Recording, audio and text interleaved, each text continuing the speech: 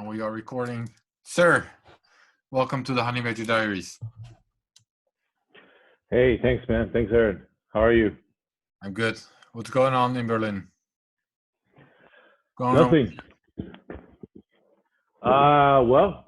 Just working at Poolin every day. Basically, there's nothing else to do. Stuck inside because of the quarantine. So it's a good time to get a lot of work done. That's what I'm doing. Yourself? I'm doing all right. Yeah, we're in intelligent lockdown, as you probably know. Is it the same in Berlin? Are you allowed to go out or? Yeah. We're allowed to go outside and with one other person. So that's good. Yeah, same here. Yeah. You want to get into the article you wrote? Let's get to. Sure. Yeah. What did you write, Alessandro? So I wrote. There's been a lot of questions about which mining machines will most likely, or how much of the hash rate will decrease after the halving. So I took a look at our internal data at Poolin.com or Poolin Mining Pool, and what I did was I took a look at the machines that had the smallest amount of terahash per second. Basically the lower quartile of our whole entire mining pool hash rate. And then I kind of compared that to the difficulty and the price, and then came to basically to the conclusion that around 15% of these very weak old machines will most likely be unprofitable. Will be unprofitable. Wait, how do you know they're, Alessandro? How do you know they're old machines? Can you see this from the end of the pool? No, we can't see anything. All we see is the hash rate that's coming in. Right. And if we see, for example, that the machine is sending 2 terahashes per second, then we can come to the conclusion that it's a very old machine, because new machines give 70, 75 terahashes per second. So that's the data I pulled, and then from there I there's a lot of assumptions right in play. I assume, but I basically came to a conclusion from my internal data that around the whole entire Bitcoin network more or less is similar to ours, to our hash rate, or to our hash rate structure, I guess I could say. So I kind of came to the sort of assumption that around 15% of all these old mining machines will shut off. So we will see a decrease of 15% in the hash rate after the halving. That is if my theory is correct. However, so what's your assumption? Why do you assume they're on the breaking point now? Well, because so what I did is I took the average electricity price. Okay. Why the average? Aren't they in a place where cheap electricity? I can't. We don't know how much the miner is paying. We don't know anything. All we know is all the information we get from our miners is just the amount of hash rate that comes into them. That's right. it. So my question was, why assume the average? Well, because I wanted to kind of get to a number to see how much hash rate will decrease after the halving. So I had to take some sort of number. So I took the average electrical cost of what I know mining farms around the world are paying, which is around 2 to up to like 7 cents per kilowatt hour. Okay, you took the average of what you know that miners are already paying. You didn't take like a global average of energy cost in general. No, I took yeah, correct. Right, got it. And then so I took that, and then I took the cost of the difficulty of the network, and then I got to the profitability, right?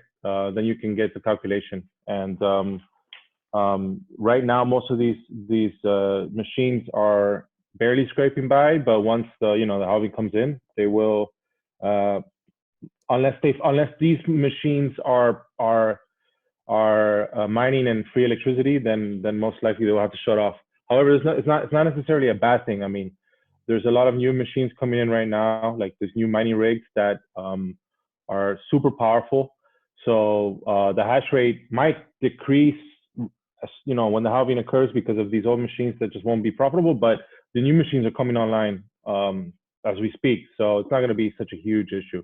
It's just it's kind of just an interesting number I got to. I thought that was just interesting, and I thought, you know, and it's cool. And I also think it's probably the first time, you know, a major mining pool kind of releases some internal data to the public. So I thought, yeah, I thought that was cool. So, and this is also based on the assumption of the current price, I guess. Right? Correct. Yeah, I took the price of 7,000 euros. Sorry, $7,000. So we're already over 9,000, yeah. Alessandro. Yeah, exactly. So it's but the thing is that the calculation can be done with the data points I give, right? You can with the internal data, with the pie chart that shows the, you know, the hash rate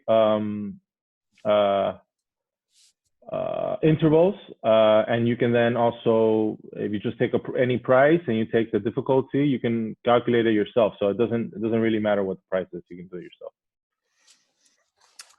Right. So to recap, you made with the data that you have at Poolin, you figured out how many old machines there are mining currently on the entire Bitcoin network. How profitable? No, on our network. Okay. And then I assumed that you extrapolated that to the rest of the network. Correct. Well, yeah. Okay, that's also what I meant. So, yeah. And then you assumed that about 15% of these miners, based on the current price, are barely profitable, and therefore, once the block halving happens, and there's only 6.125 Bitcoin per block plus fees, about 15% of current hash power would drop off. 6.25, not 125.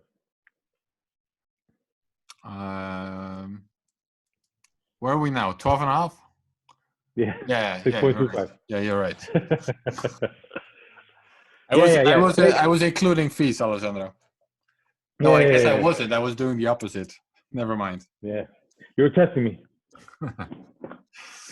No, yeah, that's exactly right. Yeah. Would drop off, but then the difficulty would readjust.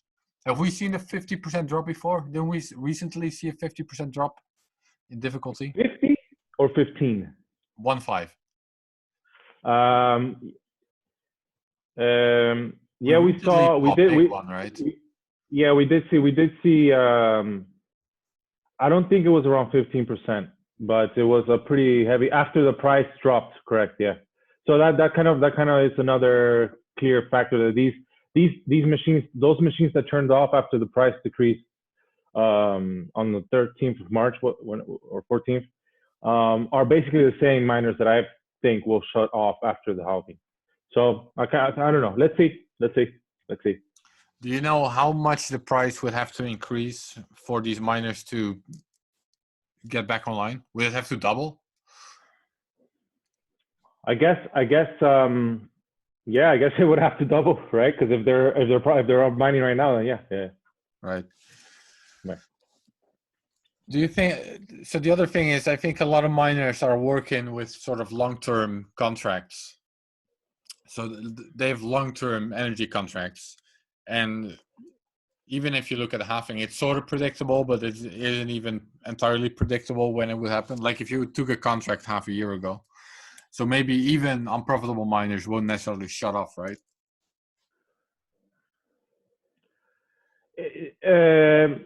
I think every single mining operation out there that is not a hobbyist miner knows that the halving was going to happen. Maybe there's like a window difference of 1 month, maybe 2 months, right? But everyone. Yes, that's the point. Like they already bought the energy based on. Correct. Yeah. So then it might not drop off after all. Okay, the electricity, but yeah, sure. I mean, if the electricity cost is super low, that even if the amount of Bitcoin coming in is effectively half, and they still profitable because they have such a low electricity cost, then yeah, in that case they'll still be mining. But I took the average that would mean that the miner would have to have around 2 cents to 1 cent per kilowatt hour. So that's very hard to find. It's very hard. That's only in places where like I don't know, like very very I call it places where there's cheap electricity, but you have to pay a lot in physical security to get there. Do you have any idea what kind of miners are mining on Poolin? Are they like big farms, small individual miners? Do you know where in the world they are? Well, we do, right? We have nodes across the globe, right? So we do see which miners are connected to our nodes, right? So, like we see how much miners are connected to our nodes, and we kind of assume that they're in that general location, or general region, right? But we don't know precisely from the hash rate that's coming in if it's just a big mining farm, or well, we can see if it's a lot of hash rate from one IP, then we know that that's a big farm. Poolin, the reason why we've grown so much in the past year is because we do focus on large operations, right? The team at Poolin, including myself, we were co-founders of BTC.com. We left Bitmain, and we kind of started. I joined a bit later, but the co-founders of BTC.com started Poolin, and we have a strong network, and we know what big mining farm operators require. So we focused on big mining farm operators. So I would say that yes, mostly the grand majority of our hash rate comes from really professional big mining operations. Do you know where? Mostly in China. Yeah. It's still around. It's still a big amount there's a big chunk of mining still coming in from China. And I don't think that's gonna dissipate anytime soon because number one, the rainy season's coming in, so the electricity costs really go low there in the Sichuan region. Number two is that the whole virus has created a logistical nightmare. To be clear, the reason the electricity cost would go down if it's raining is because it's hydropower? Correct. Yeah. Sorry. Yeah. So sorry. I just assume a lot of things are known, but let me not speaking to a miner here. Yes. The reason why is because the whole entire Sichuan region is like in the southern part of China. It's all hydroelectric power, and the rainy season green as well. It's green, and I think around 65% of all mining comes from China. So, and all miners, I mean, I'm sure it's not necessarily every single one, but practically all the miners in China, they are in that region, or they move to that region when the rainy season comes in.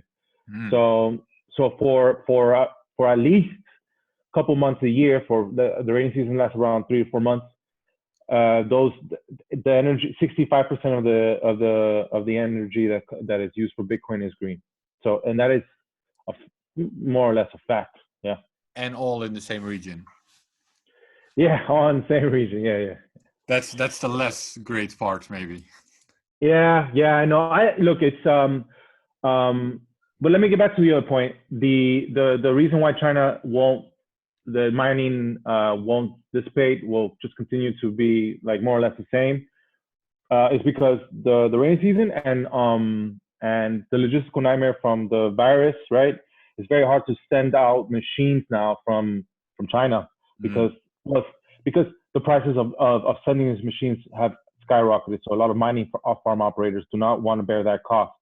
So what's been going on is that Chinese mining farm operators have actually, got the new equipment because they're in the same, they can on truck, it's fine. So yeah, they have two things. They have new machines that are really powerful and really cheap electricity. So the hash rate will continue to be strong in China.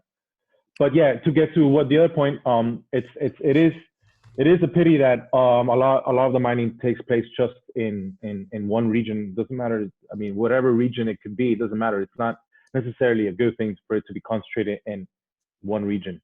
But we have been seeing a trend especially the last 2 years, last year especially, that you know, it's been growing across the globe. North America has been growing. Northern Europe is continues to grows too. So albeit it's not exponential growth, but we are seeing a lot of new mining farms popping up there. The difference between the Chinese mining farms and, you know, and these new farms is that these new farms have new financing options, right? They can tap into a lot of liquidity and a lot of financing. New types of financing that miners like 3-4 years ago didn't have. There was no way. Financing? There's lenders, there's also derivatives. There's people who are actually doing hash rate derivatives or they're looking to do, and it's still a work in progress where you know, there's basically there's a multitude of ways that you can finance a new mining operation, basically, that wasn't there 2 to 3 years ago. Right. So the main reason it's concentrated in this area you mentioned is the cheap energy because of the hydro, and the hardware is also produced in China, so it's locally produced. Who's the major? Well, what are the major hardware producers these days? It's not Bitmain anymore, or is Bitmain still a big one? Yeah, Bitmain's still big, definitely. Bitmain is really big, but now big competitor of Bitmain is MicroBT, which actually we're really friendly with, Poolin. The reason is because they share a very similar history to Poolin. The CEO was also working at Bitmain, like us at Poolin, and they also left. And they also had legal issues with Bitmain, just like us. We have also legal issues with Bitmain. So they're practically the same exact thing, but in the hardware side of things. Right. Where the pool side issue, they're the hardware issue. So yeah, MicroBT is doing good. They have their What's miners, which are excellent machines.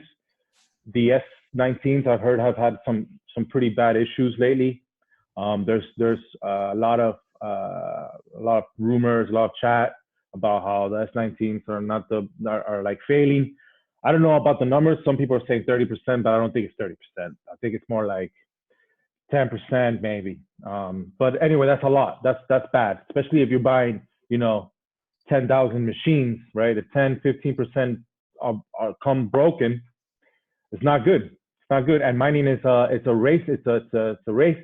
You need to turn that on as soon as you get it to start making money back, right? You need to start paying off everything. You pay electricity.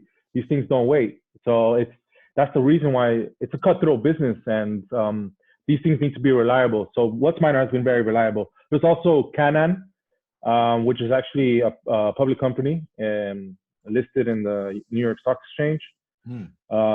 Although they have, I'm they're sure also based in China. Yeah, I mean, their manufacturing is based in China. I think their headquarters is based somewhere outside of China. Not too sure, but their manufacturing is definitely based in China. And there's eBang, which is also looking to go public. They actually maybe like 2 weeks ago now, not even 2 weeks. They're looking to also go public in the New York Stock Exchange. So. And then there's like a handful of smaller mining, like Halong Mining. There's a bunch of smaller ones that are there too. But the big one, Halong, was that the one from Dragon Mint? Yeah, those guys. Yeah, they're still around, right? Yeah. Yeah. I'm not too sure if they manufacture the machines or they buy it from. But there's too many manufacturers to keep tabs on and know what their story is. But the big ones are eBang, Canaan, MicroBT, Bitmain, definitely. Yeah. Right. Well, so at least there's some competition now. Yeah, that's really good. That's really good. Yes, 100%. 100%. Why is everyone breaking off from Bitmain and getting into legal trouble with Bitmain?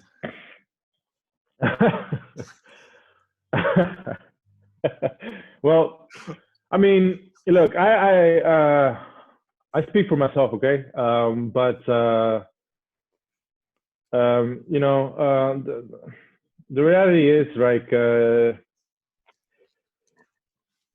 sometimes the companies have to treat their employees better, you know, and if they don't, then people leave. And sometimes, and it's very important to, you know, to keep kind of, I mean, if the company you're working for is doing stuff that you don't agree with, what you know, what are you supposed to do? And if they're being, you know, generally not the nicest guys in the room, you know, some of us have issues with that. So a lot of people have, you know, branched off because of some actions that they've done in the past. And also they also, you know, they also lost a lot of money and messed up a lot of things along the way, which I'm not saying it's an easy thing to run a, you know, business like that. But what sucks is that instead of, you know, like allowing, you know, their former employees that built their products, like the MicroBT CEO, I forgot his name, but he built the S9, right? He manufactured the chip that created S9. So he's the one who created so much wealth for that company. Instead of, you know, I don't know, I don't operate like that. If I saw I saw someone leave, and, you know, I wouldn't want to like bring them down as much as I can. I don't know. It's not the way I will do it. It's like likewise to us. We built BTC.com. We built the mining pool from zero to be the biggest mining pool for 2 years. And, you know, instead of just I don't know, maybe just leaving us alone, instead of, no, they come back to us with legal action, with legal stuff. And it's a pity, you know. I don't think it's good. I don't think it's good. Is Jihan still in charge there? There was a big power battle at the top, I think. Do you? Yeah. yeah. That's like it's like a drama. It's like a soap opera, like a TV show. What's going on at Bitmain today? I don't know, man. It's very hard to. If you're not working at Bitmain, even if when you're working at Bitmain, you don't get a lot of information sometimes. It's a big company. Yeah, it's a big company. I don't know. What I do know is, for a fact, is McCree is gone, right? And there's another legal issue with. So I don't know. Yeah, I don't know. I know. Jihan is now on top. That's all we can. That's all I know. Really. Jihan is the CEO now, or something similar. Yeah. Yeah. Right. Yeah, and they lost shit tons on Bcash, apparently. Bitcoin Cash. I'll call it Bitcoin Cash, especially for you, Alessandro. No, I don't care. We can call it whatever we want, dude. I don't care. Look, Bitcoin Cash. Well, you know, not really. No. The reason why is because you know, I've been doing this mining for a while, and after all these years, going across the globe and seeing just mining farms, huge mining farms mining Bitcoin, right? I've been to $50 million mining farms with 3-4 facilities, right? State-of-the-art facilities. And what are they mining? Bitcoin, all across the globe. Everyone is mining Bitcoin. I mean, there might be a small section where they're like maybe mining some small other coin, but not really. That's like everyone's mining Bitcoin. The whole entire infrastructure is built on Bitcoin. Are there some pools that sort of mine whatever is most profitable, and they sort of switch like us. And hop around? Yeah, that's what you do, right? Yeah. We actually the BCH, the Bcash, the Bitcoin Cash, whatever the hell you want to be called. They're actually kind of pissed off at us because we send off we do it effectively, basically. Oh, are you to blame for the oscillation? I don't know, but we're very effective. And they're very pissed off at us. So everyone thinks that I'm a Bcasher. Yeah, sure, I'm a Bcasher. Yeah, dumbass. All right. So what you're saying is that all serious pools are mining Bitcoin, and that's why you gave up on Bitcoin Cash. It's just not being taken seriously. Is that how I should? Yeah. I don't think it's gonna be, you know, it might chug along, and, you know, I'm not trying to speak ill about anyone and their projects. It's not the way I am, right? But I see Bitcoin being successful. The whole entire infrastructure, all the companies, basically everything is built around Bitcoin. You can't stop that. The secure, like, for example, the BCH halving, there was a pretty big, around like 50% of the hash rate switched over from BCH to Bitcoin, right? Because it's the same algorithm, whatever, and you can mine with the same machines and that's effectively. Yeah. But that was like I think 2 exahashes, right? That's like, I've been to a mining farm that has, uh, much more than that, just one mining farm, right? So it's not, it doesn't matter. It doesn't matter. Like, sorry, but I was the reason I was back in those days when the whole entire block size debate, and there is some good arguments on both sides. There's it's the truth, right? But yeah, that's it. Move on, right? Whatever. What about BSV? Do you guys mind BSV if it's more profitable? Yeah, we were doing that too, but we just completely stopped literally yesterday. we abandoned it. We're done with that. We're done with it. Too much hassle. Is it more profitable sometimes, or never? Because I think Kelvin is probably mining at a loss, or isn't he? That's another a good point. That's another reason why I kind of also don't. I'm also done with all these BCH and BSV, is because when the halving came through, right? It was around 50% or even more. I forgot, but it was at least 50% less profitable to mine BCH than to mine Bitcoin. And there was still around 2.5, 2 exahashes still mining BCH. And the similar story with BSV.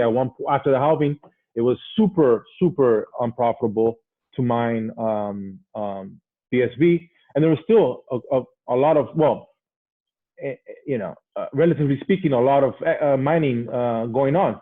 So who is this person or group of persons that are mining a coin and losing money with? That's the main thing. I don't like that, right? We're supposed to be a decentralized system with, it's not what that basically points to is some sort of centralization going on.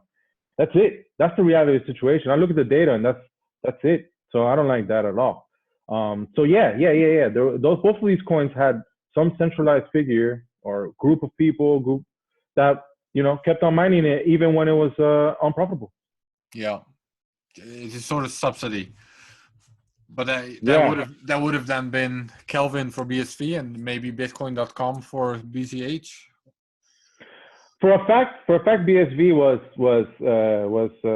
Craig. That's for sure, or Calvin, whatever, those guys. And for BCH, right? I don't know, right? Who has the most interest in keeping these coins alive? Yeah. In general, how profitable is mining actually? Like, can you give some sort of estimate of that? How much does it cost to mine a Bitcoin right now, for example? Sure. So the break even, like it's not some sort of magical number. You can get to this number. It's a calculation in essence. It's the cost of electricity versus the difficulty versus the amount of money you pay for the mining machine. Then you get to like sort of break even price, where so that break even price is the price where a miner will have to, if it goes below, will have to shut off. So that's the price of creating one Bitcoin. It's the whole entire, basically all these 3 variables put together: the cost of the equipment, cost of electricity, the network difficulty. Then you get to a number, which I think, I could check the calculation if you like, but I think it was around $3,500 for one of the strongest generation of machines, the newest generation. But that can go, that changes, right? But that's kind of like if you look at the average of all of these variables. Right. Well, one reason I ask is because the whole system is basically designed to keep the margins as low as possible, right? Because miners are competing with each other.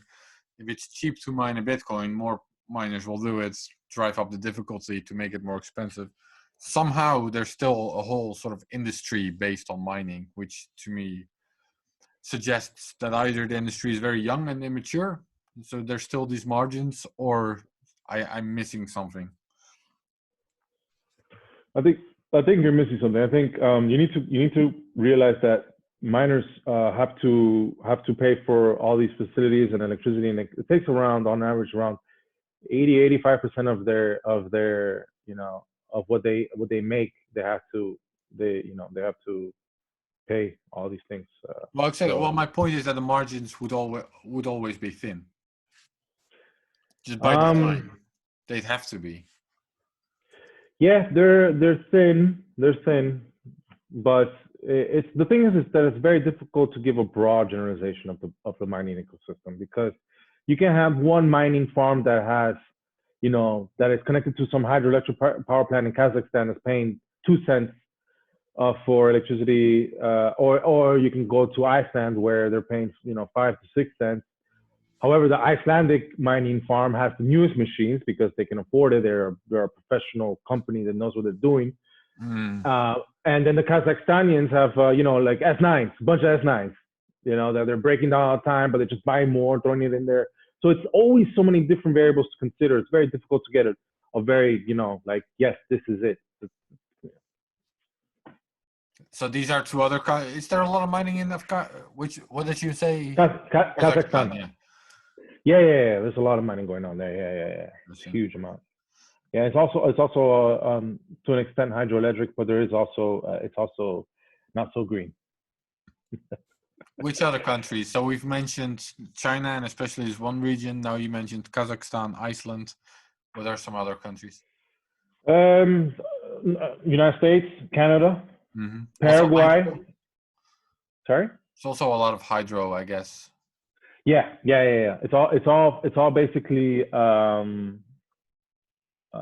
in the north part of United States, where there's a lot of hydroelectric power plants. But there are a few players that are connected to in Texas. There's a lot of it's just oil, right? Oh, they're mining oil in Texas. They're mining oil in Texas, and they're mining Bitcoin in Texas too. Well, oil is free nowadays, right? So they're mining Bitcoin with free oil. What is Bitcoin? And but it costs money to produce it. So even though the price is it's minus whatever, or it's zero, it still costs money to produce this barrel of oil. So it still costs something in the physical reality of using that oil and turning it on to for a miner. Yeah, and there's also South America, Paraguay, Venezuela to an extent, but Venezuela's like really obfuscated. No one knows what's going on there. Iran, would these be home miners, or because it's illegal there, or I don't know the situation. No one really knows. There was this big story, I think almost 2 years ago by now, or around that time, about Venezuela and about how they were mining Bitcoin with the subsidized energy to sort of turn socialism against itself. Yeah, and I also remember one story that the police or whatever were looking for mining farms and basically taking them over for themselves. I don't know. I don't know what's going on. Them down, but they were taking it over. Yeah. That's what they would do. Yeah. Well, that's the assumption. They're not gonna throw them away, right? So, yeah. What about Paraguay? Paraguay has a lot of hydroelectric power plants, so there's a lot of good things. Yeah. So basically, where there's like hydro or geothermal electricity, there's mining.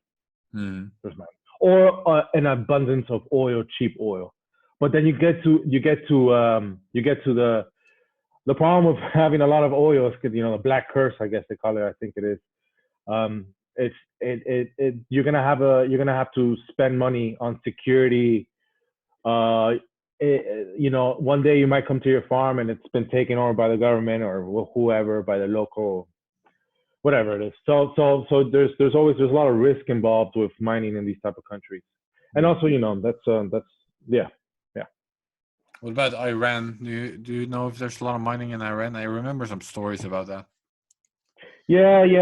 From what I've heard, there is a lot of mining going on. At one point, there was mining the mosques don't need to pay electricity costs.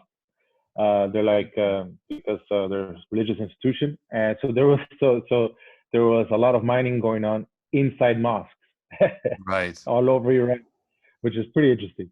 But the government stopped that at one point, and the last I mean, there is mining going on in these countries for sure. Do you think there are any governments, any states that are mining anywhere? Yeah, I do think so. I think countries which have some sort of, that are sanctioned might be, would be mining. It would make sense. So like Iran, North Korea. There were stories about North Korea mining, I think. Yeah, I mean, but the problem with the issue with North Korea and mining is that I think North Korea, don't quote me on this, but I think North Korea doesn't have any form of like they don't have cheap electricity. So that would be an issue for them, right? I think North Koreans would probably, if they wanted to get their hands on Bitcoin, they would probably try to hack exchanges and stuff like that. Yes, that's the other thing you've been hearing, that North Koreans are apparently hacking exchanges and these kinds of things. Yeah, I think if the government has cheap abundance of electricity, then then I think mining is definitely a very lucrative business for them if they're doing that. I'm not saying I know anything about that, but. So where's mining going? Where's the mining industry going? It's going up. Up. Is it gonna evolve towards more home mining, more industrial mining, different regions, green energy or not? I think a lot of the trend? Yeah, I think the trend I see is like I said earlier, new ways to finance operations. There's a lot of interest from basically, a lot of people talk about institutional money coming into Bitcoin. I think this is actually the way.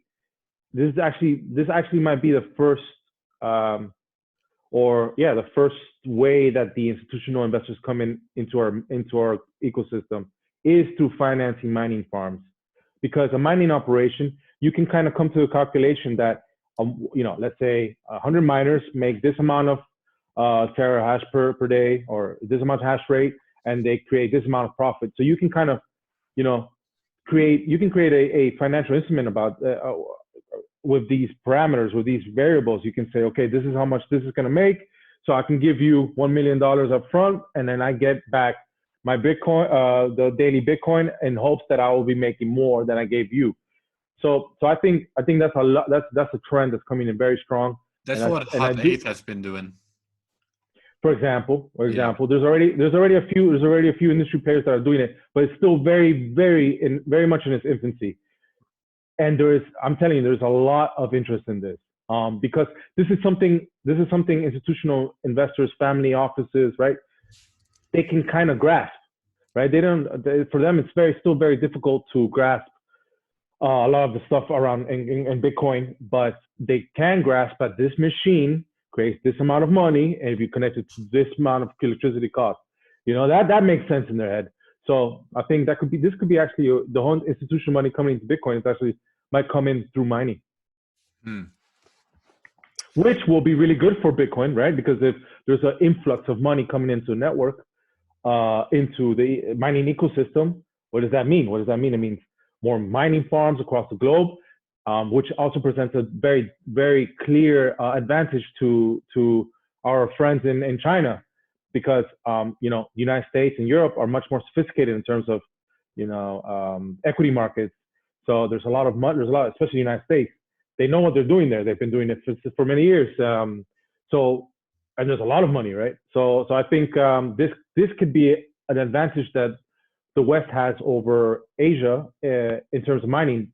There might be more money to invest. There might be more money to invest in mining, which will then lead to more hash rate, more security for the network, just more work, more people working in the industry, just a general great thing. Yeah. What about Asic production? Do you think that would move out of China at any point? What about now? Like, everyone's mad at China. Everyone's pissed off with China. Yeah, well, yeah, because of the whole virus stuff. Yeah, yes. I don't know about that stuff. But what the Asic production, the reality is that I don't see it really coming out of China soon, because number one, the economy, the manufacturing process, the whole entire manufacturing industry, heavy industry, right?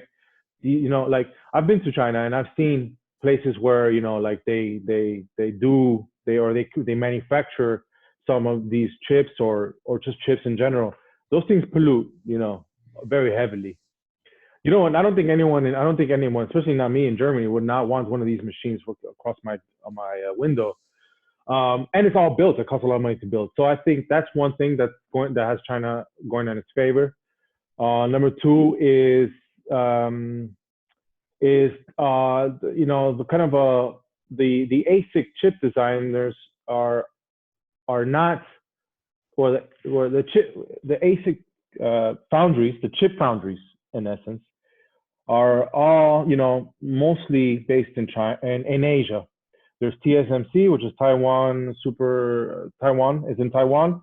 There's Samsung, and the only Western player is Intel. But the size of Intel compared to those two giants is it's they're huge compared to Intel.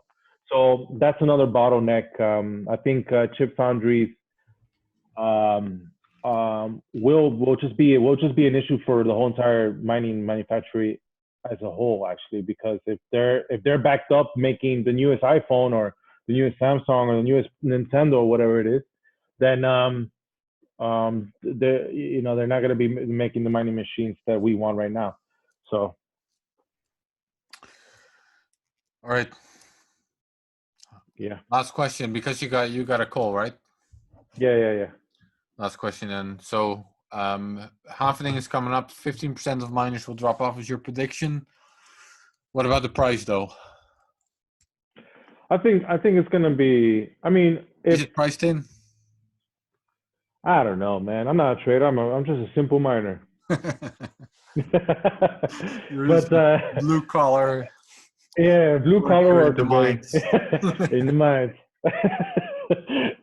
I don't know. But I mean, if the hash rate decreases, like, I think some people might see that as a bearish signal.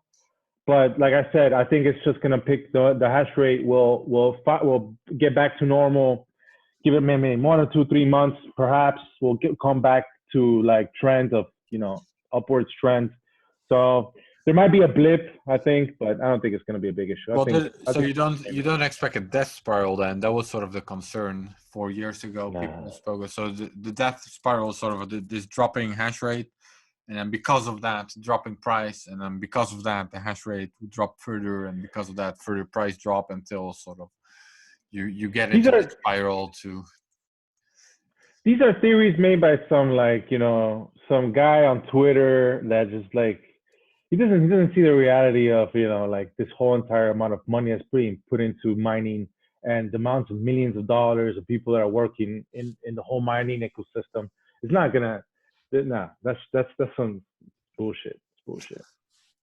That's part of the bullshit. All right, let's see. I'll keep you to that.